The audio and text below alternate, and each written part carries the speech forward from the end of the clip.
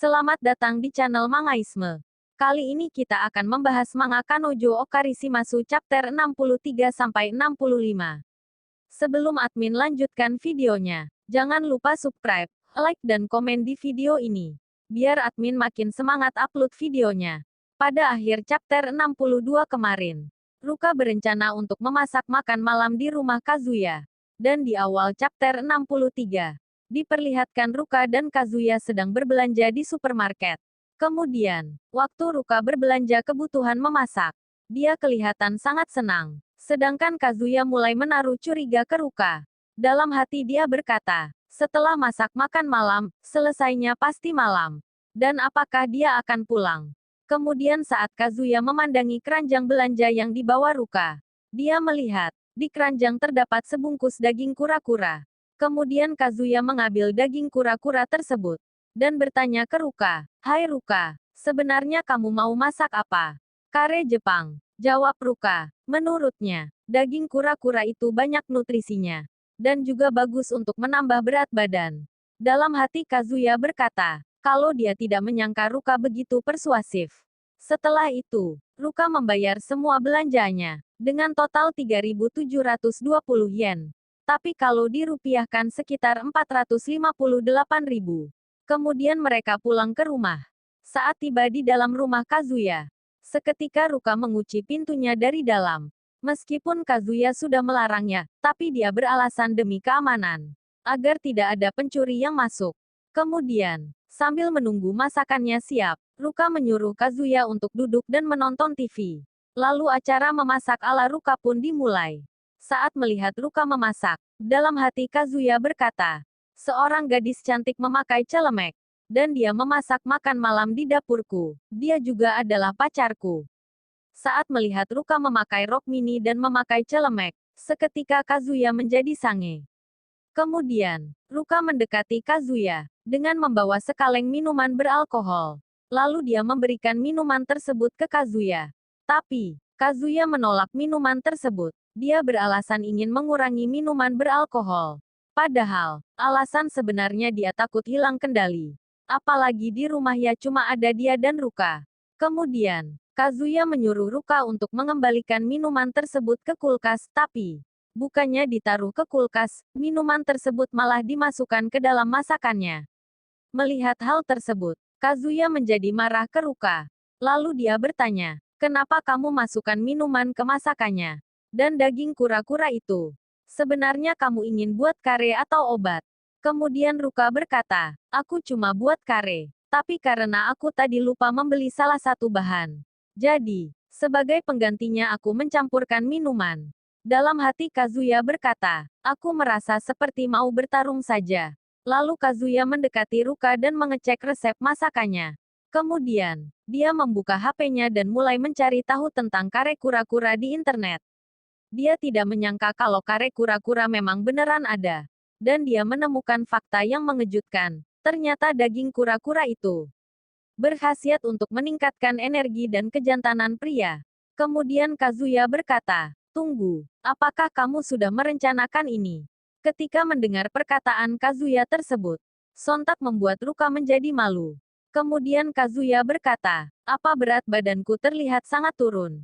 Bukannya menjawab pertanyaan Kazuya, Ruka malah berkata, aku tidak tahu. Kalau memang benar daging kura-kura bisa menaikkan berat badan, mungkin lain kali aku akan mencobanya. Kemudian, Ruka menyuruh pergi Kazuya dari dapur.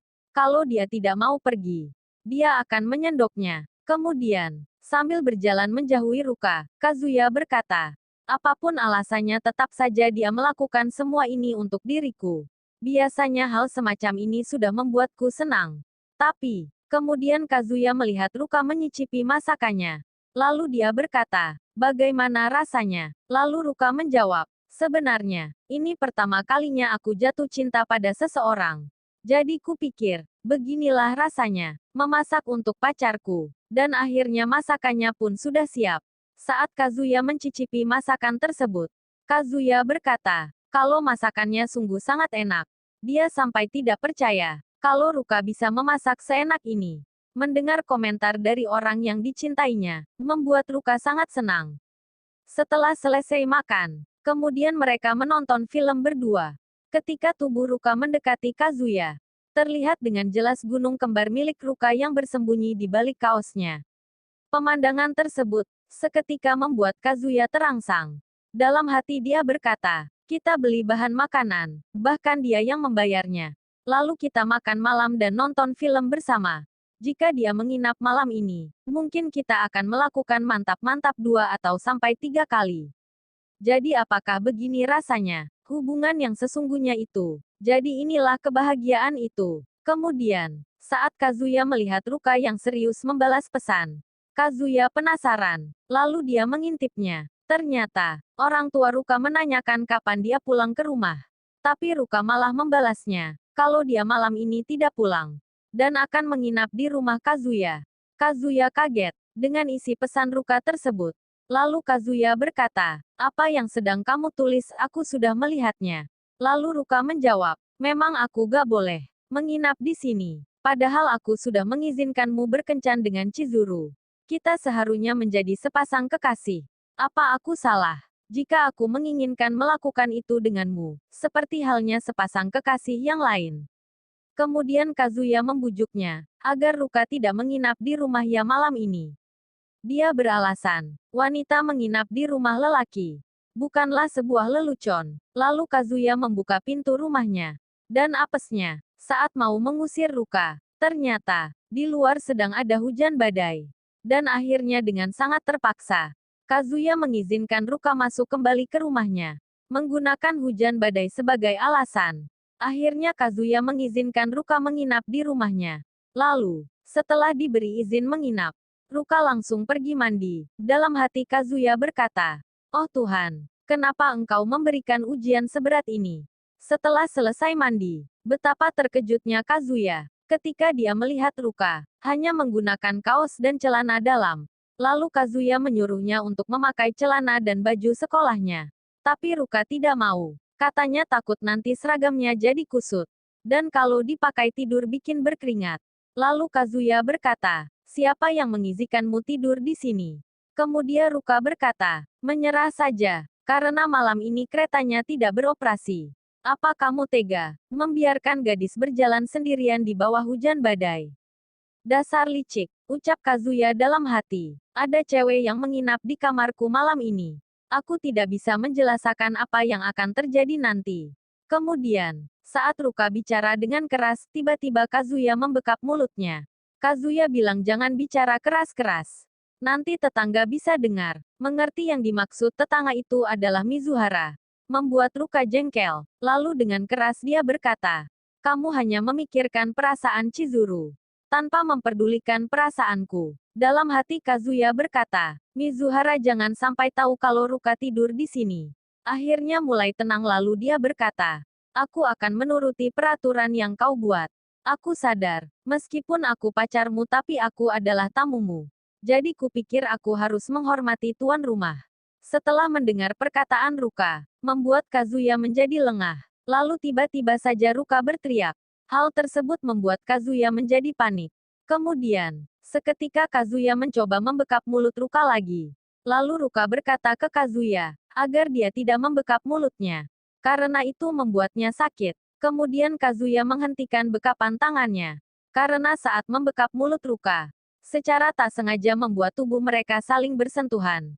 Dan hal tersebut membuat Kazuya terangsang. Lalu Ruka berkata, tenang saja, aku tidak akan menyerangmu. Lalu Kazuya menjawab, bohong, kamu bahkan memberikan daging kura-kura di masakanmu. Apa kamu berniat membunuhku? Lalu Ruka berkata, jika kamu sendiri yang mengajakku ke sini, aku gak akan membuat trik semacam ini. Tapi demi hubungan kita, supaya aku bisa menghabiskan malam denganmu. Lalu dia berteriak, Dakara. Kemudian, mulutnya dibungkam lagi oleh Kazuya. Akhirnya Kazuya pun menyerah. Dia mengizinkan Ruka untuk tidur di kamarnya malam ini. Tapi syaratnya Ruka harus memakai celananya. Dan Ruka pun setuju dengan syarat tersebut.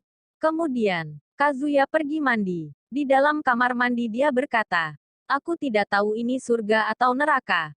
Ruka bilang, kalau dia tidak akan melakukan apapun. Tapi aku masih gak percaya. Tapi jika kita pacar sungguhan, pasti kita sudah melakukan mantap-mantap. Ketika Kazuya membayangkan hal tersebut, tiba-tiba si Joni tegang. Lalu dia berkata, bahkan si kecil ini gak peduli apapun. Kurasa aku harus membuat suatu peraturan.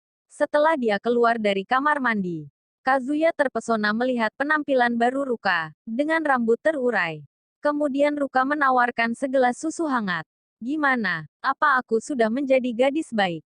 Tanya Ruka. Oh, iya, ucap Kazuya. Lalu Kazuya mengambil susu tersebut, dan meminumnya. Kemudian Ruka bertanya, apa kamu melakukan sesuatu di kamar mandi tadi? Kazuya terkejut dengan pertanyaan Ruka tersebut. Seketika dia menyemburkan susunya keluar dari mulutnya. Lalu entah kenapa, saat Ruka melihat Hanfonya, dia senyum-senyum sendiri. Kemudian Kazuya bertanya, apa yang kamu lakukan? Kemudian Ruka berkata, beberapa videoku, yang aku share di media sosial, mendapatkan banyak view, dan 8.000 like. Mendengar hal tersebut Kazuya kaget. Dalam hati dia berkomentar, itu semua jelas-jelas karena kamu cantik. Kadang-kadang aku melupakan suatu hal. Ternyata Ruka itu cewek yang benar-benar cantik. Dan kemanapun aku pergi dengan Ruka, dia selalu dengan seragam sekolahnya. Bahkan aku jarang sekali melihat rambutnya turun. Aku tak pernah melihat sisi kasualnya. Dan kakinya juga, putih bersih, dan sangat hot. Lalu, ketika Ruka mau mengambilkan stiker fotonya, tak sengaja Ruka mengeluarkan sebuah barang, yang cukup familiar buat laki-laki. Yak benar, barang tersebut adalah kondom. Kazuya kaget saat melihat Ruka membawa barang tersebut. Menyadari Kazuya melihatnya, Ruka menutup barang tersebut dengan telapak tangannya. Sedangkan Kazuya, dia tidak tahu harus bagaimana. Dan akhirnya cuma bisa melongo. Kemudian Ruka berkata, pura-puralah kamu tidak melihatnya. Karena ini cuma sekedar untuk berjaga-jaga. Kemudian Kazuya mengetukkan HP-nya ke kepala Ruka. Lalu dia berlari ke tempat tidur, dan menutupi tubuhnya dengan selimut. Dalam hati dia berkata, kalau ini sudah mencapai batas imannya. Lalu dia mencoba tidur, tapi sampai pukul 11:30 malam, dia tidak bisa tidur. Lalu dia berkata, apakah Ruka sudah tidur? Kalau saja, tadi aku di kamar mandi tidak koli. Mungkin tadi aku akan menyerangnya seperti singa sange. Aku ingin tahu, apa yang terjadi padanya. Dia itu memang sedikit nakal, tapi ini rasanya berbeda. Dia sudah membuatkan aku kare kura-kura, dan menginap di sini. Semua itu sulit untuk direncanakan. Tiba-tiba, Ruka memeluk tubuh Kazuya dari belakang. Sontak perbuatan Ruka tersebut, membuat Kazuya menjadi terangsang, meskipun dia terus berpura-pura tidur. Tapi karena Ruka terus memeluknya, membuat si Joni milik Kazuya menjadi bangun. Sedangkan iblis di dalam dirinya terus membujuknya, untuk segera melakukan mantap-mantap dengan Ruka. Tapi di sisi lain, Kazuya tidak ingin melakukan hal tersebut. Karena dia tidak mencintai Ruka. Dan dia hanya ingin melakukan hal tersebut, dengan Mizuhara. Orang yang sekarang dia cintai. Lalu ketika nafsu Kazuya mulai menguasai tubuhnya. Tiba-tiba saat melihat handphonenya, dia teringat dengan softcast pemberian Mizuhara. Dan nasihat yang diberikan Kibe. Yang membuat pikirannya menjadi jernih kembali. Sedangkan Ruka, dia masih terus membujuk Kazuya. Dia bilang, kalau dia sudah siap melakukannya. Mungkin aku tidak sedewasa dan sekeren Mizuhara. Aku juga gak punya daya tarik seks. Dan aku yakin kamu mungkin merasa seperti baby sister saat bersamaku. Aku sadar, aku ini egois dan nakal. Juga banyak merepotkanmu. Tapi, aku terlanjur suka padamu. Tak peduli meskipun aku terlihat aneh. Aku gak peduli meskipun itu memalukan.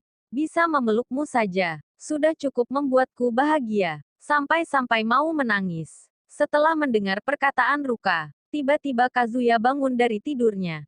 Lalu dia menidih tubuh Ruka. Kemudian memegangi kedua tangannya. Dan Kazuya berkata, apanya yang gak punya daya tarik seks? Apa kau bercanda? Apa kau tahu? Penisku sudah bengkak dari tadi. Apa kamu gak sadar? Betapa seksinya dirimu itu. Hanya menyentuh tubuhmu saja. Sudah membuat celanaku hampir basah. Tapi, aku tidak yakin apakah aku cinta padamu atau tidak. Dan kupikir, seks itu sesuatu yang harus dilakukan dengan orang yang saling mencintai. Dan kamu juga tidak merepotkanku sama sekali. Jujur saja, sampai sekarang, tidak ada cewek yang memperhatikanku sampai sejauh ini. Jadi, Saat ada gadis yang secantik dirimu bilang kalau cinta padaku. Sejujurnya itu sudah membuatku senang tak terkira.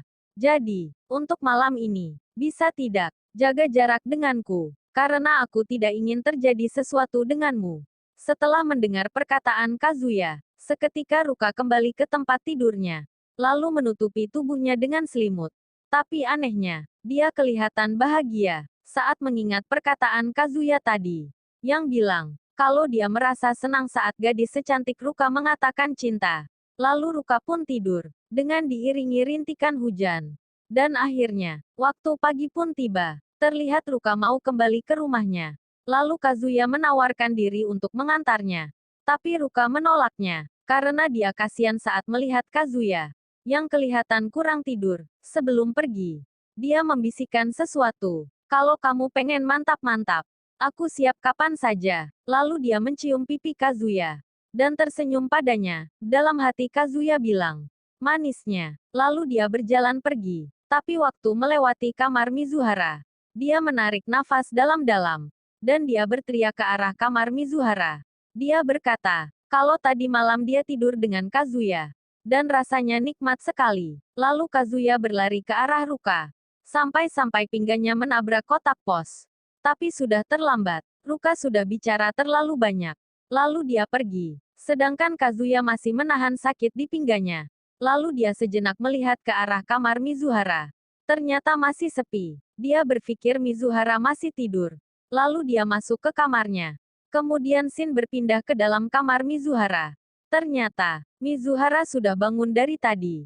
Kelihatannya dia tadi mau membuang sampah. Tapi karena ada Ruka, dia masuk kembali ke dalam kamar. Lalu bersembunyi di belakang pintu. Mungkin dalam hatinya bertanya-tanya, apa benar yang dikatakan Ruka tadi? Dan sayang sekali manganya sudah selesai. Ceritanya akan admin sambung 2 atau 3 hari lagi. Kalau gak sibuk, jangan lupa subscribe dan like bila kamu suka dengan videonya.